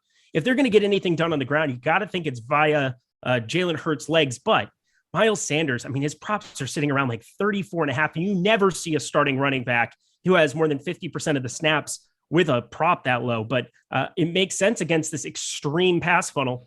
What are you doing with Miles Sanders? I am way under the field on Miles Sanders, kind of a stand that I took. I just think the Bucs defense is too good, and he is the most expensive of the Eagles running backs. I think the only way that I could see Miles Sanders really hurting me, well, that's not true. He could tear off a big run. He's Miles Sanders. He's fast. He's done it before. It wouldn't be a shock. But I feel like he also, ways that he could hurt me is through the air. I think he's the capable receiver. Wouldn't be shocking if Miles Sanders just catches 6 balls. But I'm going under the field, just hoping that the Bucs defense can kind of shut him down and they're forced to throw a little bit more. I think that that's a good play. I mean, I know that they were building, I caught the tail end of the show and a little bit of the section in the middle where they were talking about him and Miles Sanders. I get it. If you want to play him at the captain spot and you want to have 1 or 2 lineups where he's just somehow able to get there. I just don't see it. I don't see it. We're banging our head against a wall trying to figure out how to get after this Tampa Bay team. And, I'm not saying it's going to be Kenneth Gainwell all the time, but Kenneth Gainwell is going to be more involved, you would think. He's under 30% of the snaps, but it was a game script that they were ahead against Carolina. And now every other game on the season, he's been over 30% of the snaps. He's got a pass catching role. I like Kenneth Gainwell a lot today. How about you? Yep, I'm about even with the field on Kenneth Gainwell. And he was in the first lineup that I made. I'm really interested in him. So even with the field for a running back in this game is actually pretty bullish for me. That's me thinking that he's going to be pretty good, even against the Bucs rush defense. I think he's good enough through the air that he might just get it done. And he's cheap enough that 5 catches for 20 yards is all you really need. Unlike Miles Sanders, who's a little bit more expensive, you kind of need him to bust one off or score a touchdown. So yeah, I'm pretty bullish on Kenneth Gainwell. Me as well. Is there any running back that we didn't discuss? Is there somebody that we can take a random flyer on? And I'm only bringing that up because you are the king of the random flyer. Boston Scott season, perhaps. Deion Yelder is a person that exists in the world. I didn't know that until, a second. I guess he's a tight end. Never mind. Boston Scott is really the only other guy that we could even remotely talk about. Do you have any Boston Scott whatsoever? I do have 2% Boston Scott, actually maybe 3% because I changed all of my Jalen Darden, my 1% Jalen Darden to be Boston Scott instead. So I've got 2% Boston Scott in my 170 lineups. So not a high recommendation. And then I do have 3% Keyshawn Vaughn, who knows if he's going to play, but it's a garbage time kind of play. Like maybe at the end of the game gets a little run. Not a high confidence play, not a recommendation, but I have just a few lineups. I heard you just say Keyshawn Vaughn lock button. So there you go, everybody. Best of luck to us all in that regard. But that's the running back spot. And I don't know. I don't feel good about Miles Sanders. I feel really good about Lenny Fournette. I feel great about Kenneth Gainwell. It's just kind of a situation where we haven't seen it where you could move the ball whatsoever on the ground against Tampa. Why would we start now? Especially because it's not exactly like Miles Sanders free, but we will continue ourselves on. We're, of course, talking no house advantage, and I'll get to them here in a second. We got wide receiver. Let's just keep it on moving. Tampa Bay has 3 really, really good ones. I don't know how you necessarily differentiate other than saying Chris Godwin's on the field the most out of all 3. Antonio Brown is on the field the least of the 3. And you've got Mike Evans that kind of just catches touchdown passes. What are you doing with the 3 main wide receivers in this game? Do you have a stand that you're building into your lineups? I didn't really take an intentional stand. That is kind of where I ended up the order. I have Godwin the most, Evans the second most, and Brown the third most. It's not something I have a ton of confidence in. I don't know what to do with the Bucs receivers any more than anybody else does, really. That's just kind of how it ended up in my lineups. Yeah, I don't have a strong take with the Bucs receivers. I like Godwin a little bit more, I guess. He is the one that I feel a little bit stronger about just because he was bad last week. So I think, the ownership projection has him right in line with the others, and that's most likely going to happen. But there's at least a chance that, he falls a little bit flat with the ownership because he didn't play well last week. And maybe they target him a little bit more. Get him. Yeah, I'm hoping that because he's my highest owned out of all of them. And part of it is just exactly what you said. I think it's reading into people who are making lineups by hand and something like the Millie or the $3 or whatever else you're playing in, and just kind of playing the players that went off last week, being a little bit box score watchy. And, the people who are watching these shows, we have our own little bubble here. And, maybe we account for more lineups than what we think we do, or maybe we have more pull than we think we do. But I got to be thinking Chris Godwin makes sense as somebody to be a little bit over on. Mike Evans, I'm about at the field on. Antonio Brown, I'm a little bit under on, just because he doesn't see the field nearly as much. But it's hard to read a ton into the Miami snap counts because I don't know if you saw, they blasted the doors off the Dolphins. I did see that. Okay. Yeah. Good times. All right. We've got on the other side of it, Devonta Smith, Jalen Reagor. Yes, I said it again. That's 2. Jordan Klein. We got Devonta Smith, Jalen Reagor, Quez Watkins. That's your trio, your main trio from Philadelphia. Sounds a little different than saying Godwin, Evans, and Brown, but we got to figure out what to do here. Devonta Smith, definitely been the number 1 here thus far. Is there any hope for anybody else to really get some production out of this offense from the wide receiver spot? Yeah, I mean, it's a pass funnel defense, so I could see any of the 3 of them having a long touchdown, putting up some points. I didn't get to as much of them as I would have wanted. I'm a little bit under the field on all 3. I don't hate being under the field, but I think that's it's a spot where I don't think you're necessarily wrong either way, just because I think they're going to be throwing the ball a lot. None of them are super high owned, and I'm just a little bit under the field because that's the way my last crunch fell. but I don't. It's not something that I was really targeting. I didn't. They're not so high owned that I was trying to fade them. But yeah, I think they're all solid plays. It just comes down to who's going to score the touchdown, and I don't have a lot of confidence in that either way. I really don't either. Jalen Reagor, man, I want it to be a thing. I really, really do. I thought I was going to get to more of him than I did as well. It's just really, really hard. I'd much rather just kind of concentrate those main three receivers from the Tampa Bay side. Devonta Smith, I think I can absorb quite a bit. I think I'm a little bit higher on Devonta Smith than you might be. Being at the field on 33% sounds fine to me over on DK. FanDuel, it's kind of interesting how the builds work out. I think it's fine. I'm not super enthusiastic when you're paying, more for Devonta Smith than you are for Antonio Brown or Leonard Fournette, but that should make it different over on FanDuel. So keep that in mind, looking at some of our projections. And again, Top Showdown and Single Game Plays tool is completely free. Go ahead and check the FanDuel tab over there, where it definitely shows that Devonta Smith has less ownership than Leonard Fournette, has less ownership than Chris Godwin. So I'm thinking that Devonta Smith may be a wide receiver you want to get to on FanDuel where he's not as owned. Are you kind of thinking the same thing? Yep, I like that play. I mean, I think he's, it just takes one touchdown for a guy like Devonta Smith to really put him in the mix, at least to be in the top 5 highest scorers, which is generally what you need to be on FanDuel. I think he's the kind of guy, and he could be targeted, 10 times. The Eagles offense is not really that predictable. So I think he could see a lot of targets in this game. All right. I've got 2 super chats we're going to catch up on quick before we get to the Flyers here. Charles, $5 super chat. Thank you so much, my dude. We've got safest captain play for a double up on DK. Also, would going with Tyler Johnson be better than going with OJ? Maybe he gets Gronk's workload. Thanks. I'm guessing for cash. I'm not playing cash today, but OJ Howard, that feels a little sketchy, as does Tyler Johnson. Yeah, in cash, I think I agree with you. I don't think that I would play either of them in cash. The highest, probably in captain and cash, I think I would maybe go Hurts. Do you have a different take there? I mean, it's Ertz. I'm not building that. I'm playing tournaments and I'm doing a lot of the stuff with our tools, building leverage, helping you guys out on air. I'm building the cash lineup here, the preferred one. I'm also going to crunch and see what the first lineup that comes out on DK. Yeah, Zach Ertz makes a lot of sense. He allows you to play, if you play him up in the captain, looking at Zach Ertz going in there, both quarterbacks, 2 Tampa wide receivers, and then you got to punt again. So there's that. I suppose that's one way to kind of do it. Maybe you need them to get both quarterbacks and 2 wide receivers, but I think there might be a way to be able to still play one of the pass catchers, or I think Fournette would actually be a guy I would consider up there. I'm not sure, but because I'm not playing cash, I don't have to worry about that so much. But thank you so much for the super chat. And next up, we got a $2 super chat here from Ligarian Bridgewater. That's beautiful. Fournette suck up or Godwin Gainwell for DK cash? I think the first one. Absolutely the first one. I don't think it's close. Fournette suck up. You definitely want to have Fournette in that cash lineup. He's going to play the majority of snaps here going up against a rushing defense that has failed to give up less than 100 yards the entire season. So there you go. Through 5 weeks, that's something you want to be playing. Thank you so much for your super chat there. Let's start talking the bottom end. God, all this Jack Stoll talk, I really cannot. But we'll get to tight end next.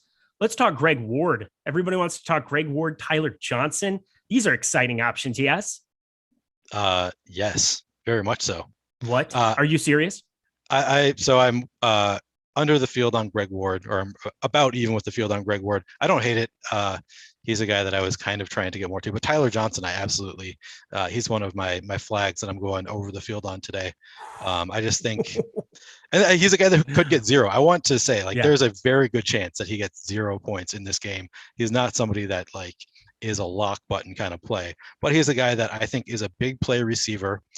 Scotty Miller's gone and Jalen Darden is out, which solidifies him as the number 4 receiver, I think, for the Bucs. We've seen the number 4 receiver for the Bucs put up big games several times a year, and it hasn't really happened yet this year, as far as I know. It would not shock me if Tyler Johnson scores a touchdown, has a big play, and that's all you really need at 1,000 salary. So I'm taking a lot of shots on Tyler Johnson.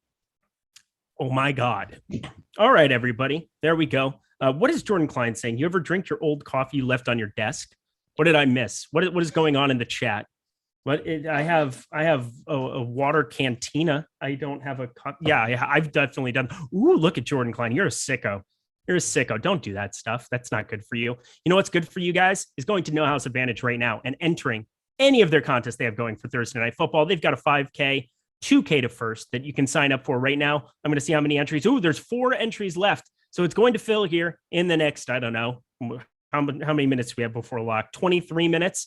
You're definitely looking at this Thursday football contest filling up. So I'm very happy about that because No House Advantage is a fantastic place to go play at.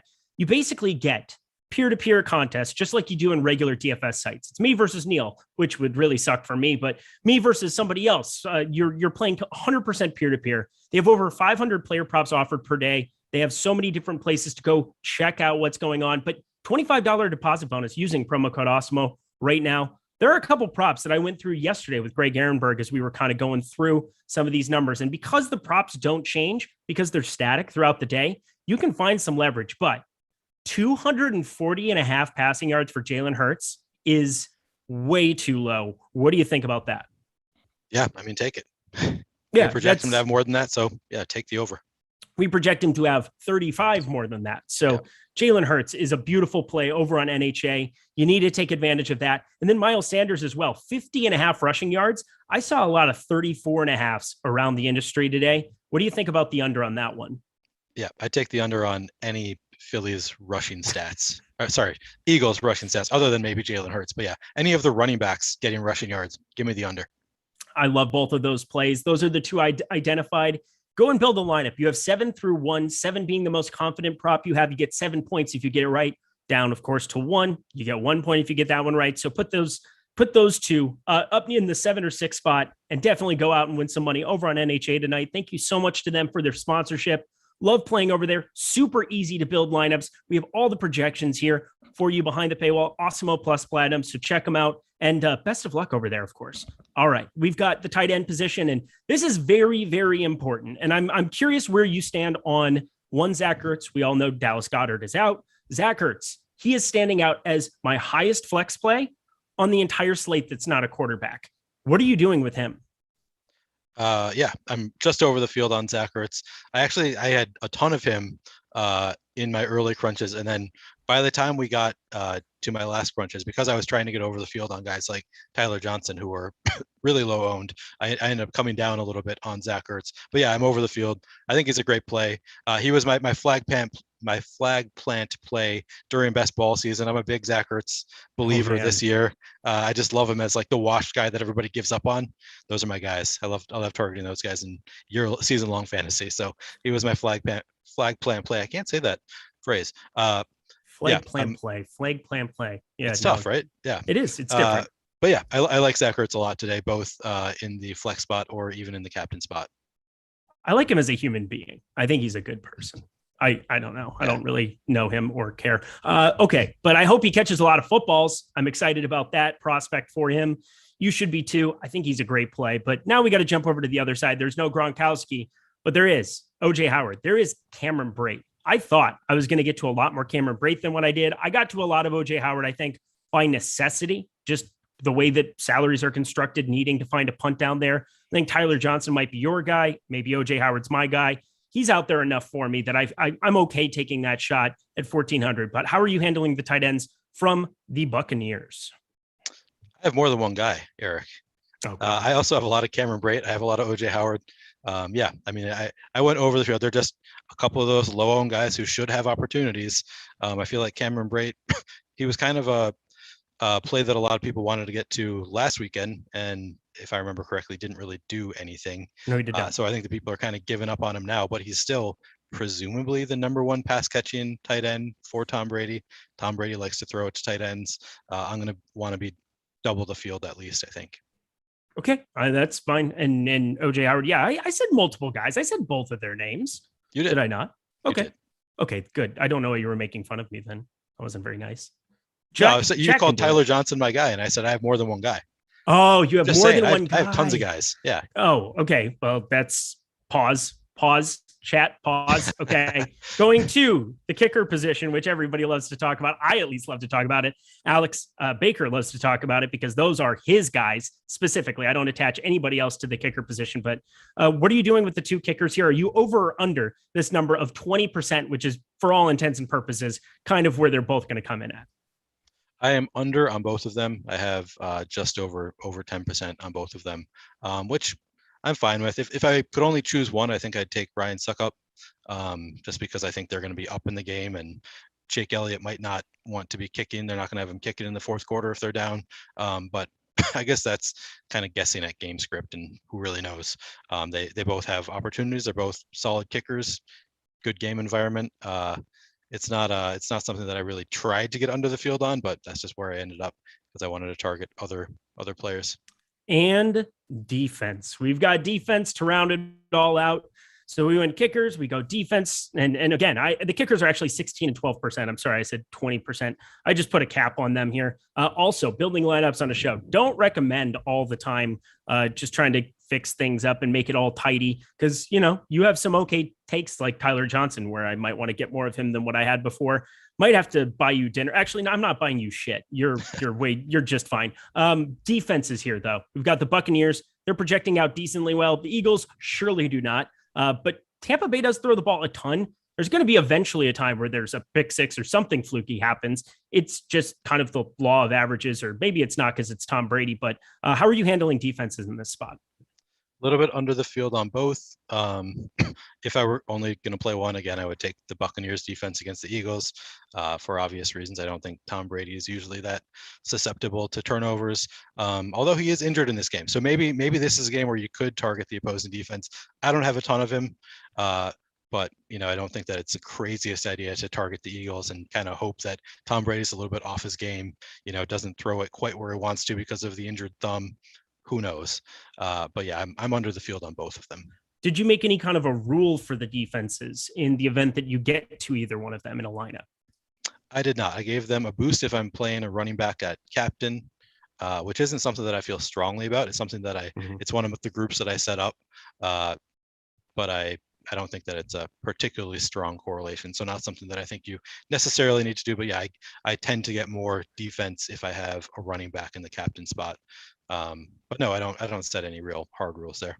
All right. Well, I mean, we flew through the positions. For me, somebody who likes to talk a lot and kind of goes on and gets crap from Greg for going over on shows, I'm always very clean and concise on these ones. Also, the guys did such a good job of covering everything on the front end. I want to have something that's definitely a little bit different. Want to be able to give you guys some exposures of what Neil has, what I have, what we're kind of doing to build. And of course, get to a place where we can really give you some utility by answering questions here at the end. So start firing those. We're going to start in the premium Slack, and then I'm going to work into the YouTube and kind of going through everything. So just start loading those up here while I tell you quick about a promotion that we have going also at Awesemo. It's called the Cross-Check promotion. NHL is back.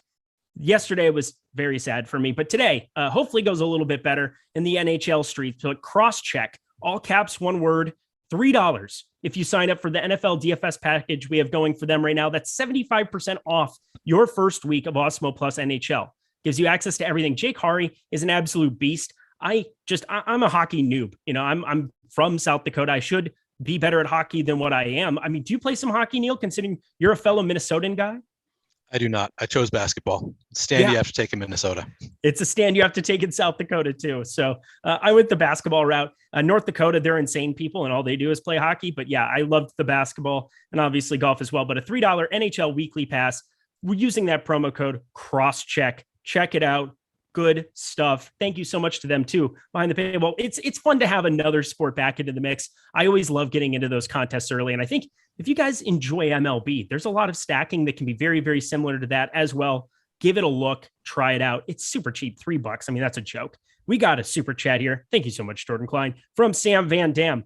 Neil wins Millie, comes on show in flannel. I'm in cash, shows up to work in Ric Flair wardrobe and feather boa. Okay. That's a lot, but you know what, Sam Van Dam, you give us a super chat. I read the things. I read whatever is on the teleprompter. That's not true. If somebody types something else and gives me a super chat, doesn't mean I'm going to say what you say, but I do love the flannel look on you. You're very Paul Bunyan today. Yeah, so it's cold in my basement. We're finally getting there. It's been a pretty nice October so far, but finally we're having some cold days, and so I got to switch into my winter gear a little bit. So, gotta wear what I can to stay warm down here.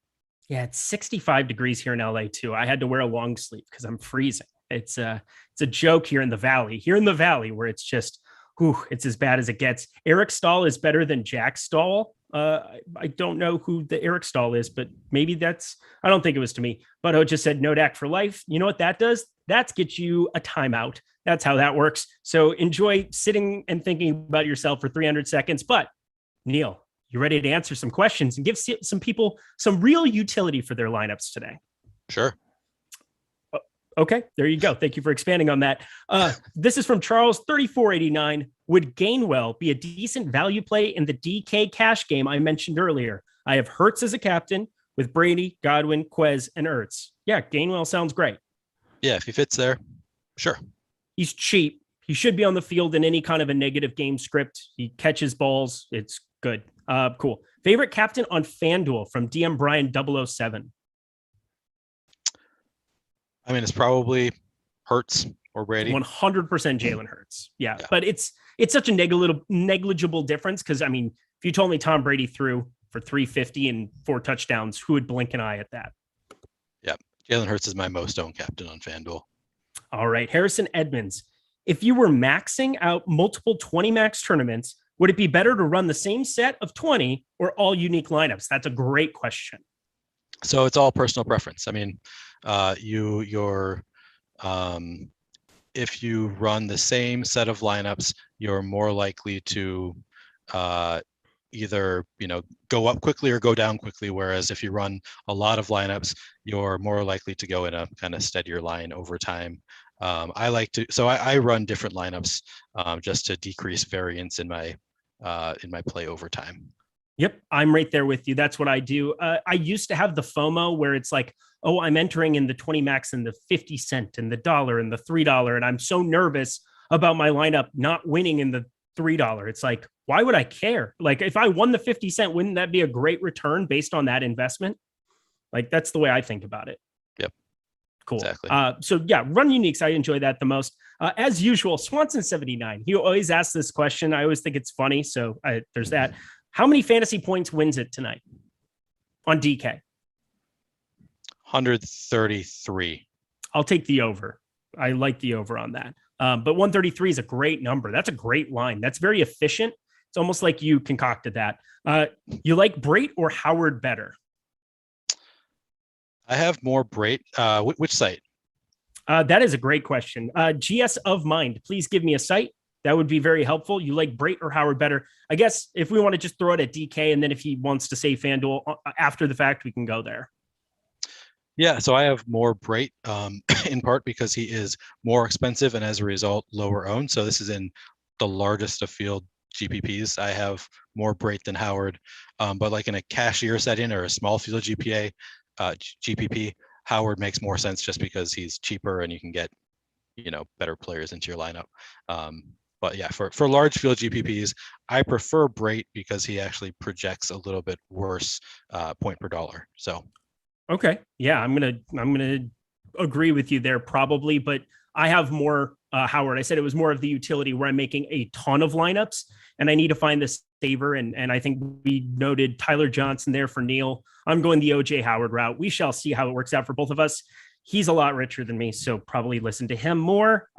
Let's take a look here. How much Gainwell in a 20 max? I don't know, probably 3 or 4. Yeah, I think that's again, that's right. A matter of personal preference, but yeah, it's around that number. Well, we would both call him a good play, right? Yep. Yeah, so there's that. That's kind of how I'm kind of thinking and prefacing that in my mind. Fournette at captain ? Absolutely. Yep. Don't think there's any question about that one. What happened to Butto? He got a timeout. He had to think about himself for a second. 4-2 build Tampa Bay. I think that's going to be the most popular build of the entire night. Yep. I think you're probably right about that. I'm leaning towards Mike Evans at captain. How do you feel about Mike Evans at captain? How much do you have? Good question. I like the play. I only have 5%. That's not because I don't like the play. I feel like it's hard for me to get to a mix of captains like that. I just end up I ended up really spread out today in my captains, other than having a lot of Brady and Hurts.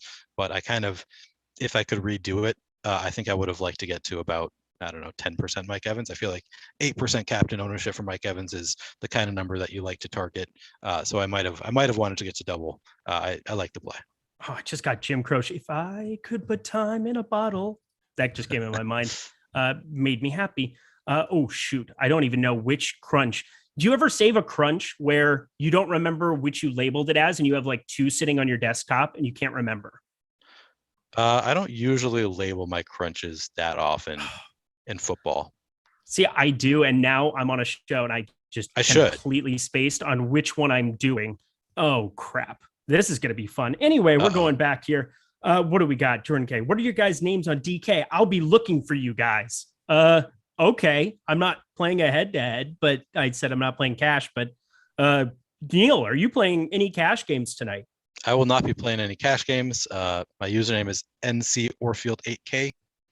Yep, and I'm eLindy4. Come at me, dog. Come at me. I would like to check my super chat here. We got a super chat, I believe, wasn't it? It's loading. Arcathelza, Gainwell, over 25.5 receiving yards, question mark. I'm hoping so, but the Awesemo tools tell me not to do that. Yeah, I'm also hoping so. But I trust the tools more than I trust myself. Yep, I'm in that camp. And again, I hope so, but I was looking at some bets earlier, and that was one that I was like, oh, this would make some sense. And it's the exact opposite. I think it looks like a good under. If you had to, tell me I had to do one or the other, I would be taking the under, but I am hoping for sure for the over. So best of luck, Arcathelza, to that one. Good people, always here, always checking out shows, always watching. Look at the baby. Look at the baby. Can you see not using Brown in any lineup? Absolutely. Yeah, he's a pretty hit or miss play. He could do absolutely nothing today. So if that's a stand you want to take, I don't know if there's anything wrong with that. Somebody wants to know who that bobblehead is in the corner. And let me guess, is that Wally Zerbiak? That is Wally Zerbiak. That was given to me by a guy who lived and did like maintenance for an apartment building that I lived in Minneapolis, like 8 years ago. He just like gave it to me as a going away present because he got it somewhere and he was like, here, you can have this. So I really wanted to find my Gorgie Jeng bobblehead, but I think I left it at my office at my old job before I left. So couldn't find it. Louisville goat, Louisville, as That's some right. people would say. But yeah, Wally Zerbiak. I've got a great Wally Zerbiak story. It'll be off camera. That'll be fun. Thanks for the timeout. Good to know I own a little real estate in that beautiful mind of yours. You absolutely do. You beautiful, beautiful thing. All right. Nice swoop on the UFC first place this past week. And I took split a second below you. Yeah, no, I ended up not getting first in that. And it was very, very tilting. It changed on the last one. I thought I was going to get a massive split. It didn't work out for me, but yeah, we love Wally Zerbiak in Minnesota. It's just the way that it works. Let's see. Can you see not using Brown? We already had that one. Let's see. Man says to look Gainwell. Man, so many Gainwell questions. I'm kind of terrified. I'm thinking his ownership might be a lot higher than what I was thinking. Do you feel that way now too? I mean, I don't really think that the Awesemo chat is really necessarily indicative of the rest of the field. 1.4K people. Yeah, 1.4K at 200,000 in the tournament. I don't remember the number, but yeah, I think that everybody's 150 maxing the million chat. We got Butthole and Sean V just maxing it out. I'm sure is how it's working. Is that El Negro Loco emoji or a punch out character? Oh man, I don't know what to think about that. But all I know is that News God's the man. So there's nothing we can say about that. Edmonds, Boyd, or Gaskin? Is that a year-long question thrown into the chat? It must be, right? Yeah, that's disturbing. Don't do that to me. I can't help you with that. Ertz or Watkins on FanDuel? I'll go with Edmonds in the last one. Ertz or Watkins? Ertz or Watkins on FanDuel? Hang on. Before you even get to that, Gillespie, I see you. So is Stoll a no-go or nah? Or do you have any of this Stoll human being? I do. I've got, I don't know. I'll go look. Please let me know. I have 8% Stoll. Jesus, that's way more than I was expecting. Again, I know nothing. This is just like the tight end on last Thursday's slate, who I knew nothing about. The 6'7" guy who you knew about randomly. I know nothing about Jack Stoll, but he's got a projection on Awesemo which tells me he's probably going to play some. We're expecting him to play some. Random things happen. Generally, I like when random things happen in Showdown. So I'm just hoping for like a 2-yard touchdown or something. Oh my God. Please no. Please God, no. Let's see. Oh, Wait, we got Watkins. Emac in there. What does Emac Watkins. have to say? Back to the I'm sure- question. Emac's just existing in the world because Oh, he's always Quez. existing in the world. He's good people. Yeah, What's yeah. up? Sorry, I was trying to figure out who Watkins was. I don't think of Quez Watkins by his last name, so I had to go through the players to see who Watkins is. So the question was Watkins or who? Oh man, FanDuel again. It was Watkins or Ertz. Watkins or Ertz? I mean, Ertz is going to be my answer for probably everything today, and I generally am not a Zach Ertz stan. That's not my job in the world, but I like him for this slate. Yeah, I mean, Ertz projects slightly better than Watkins. I have slightly more Ertz as well. Watkins project for 19% ownership. This is what it's going to come down to for me. Ertz for 23. Man, it's all so close. I feel like it's sort of a toss-up. I think I probably lean Ertz as well, but that's really a toss-up for me. Yep, pretty darn close here. Is Khalil Herbert a value play? Yeah, we're not doing that. Godwin, Gainwell, or Fournette suck up in DK cash. I mean, Fournette suck up again, right? Yep. Same combination as we had before. Different question on the front end, but best of luck to you in that. Love 2v2s. Can I track messages? Yeah, no, we're not going to do that. Oh, somebody just asked the same question again. Let's see. Yeah, that's pretty much kind of it. Nobody else have any other questions in the premium Slack or in YouTube Slack? I think everybody just kind of knows exactly what's going to happen. Let's close with this then. We've got 2 minutes to go. We've got a minute and a half before lock. What do you hope happens? What are we cheering for your lineups? The same way we cheered for them last Thursday. I hope Tyler Johnson scores a 80-yard touchdown. I'd say that's the biggest. I hope Tyler Johnson ends up in the optimal. Is really, really all I hope for. Do you have any MVP or do you have any captain ownership with him? Ooh, I think I do. Let me see. Probably not a ton. Okay. Tyler Johnson, 1%. So not enough Tyler Johnson that I really want him to be the highest scoring player on the slate. I just want him to make it into the optimal as a flex. How about you? What are you hoping for? I am hoping for Zach Ertz to absolutely be optimal and not too optimal. So there's that. I have like 80.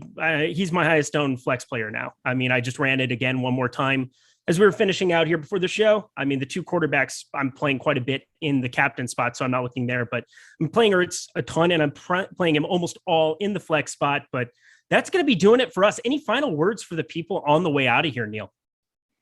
Good times. That was a semi-troll, wasn't it? That was a troll. Yeah. Why? That's one for me. Sorry. Neil, do you want me to cry on air? Might be Is that fun. what this is? Yeah, play the music. Can you Jordan cry on Klein. demand? I can. It's just what I do. So anyway, that's Jordan Klein. He's Neil Orfield. Thank you so much, everybody. Thank you so much to No House Advantage. I'm just going to, go grab a box of Kleenex. And that sounded wrong too. Just going to cry my eyes out.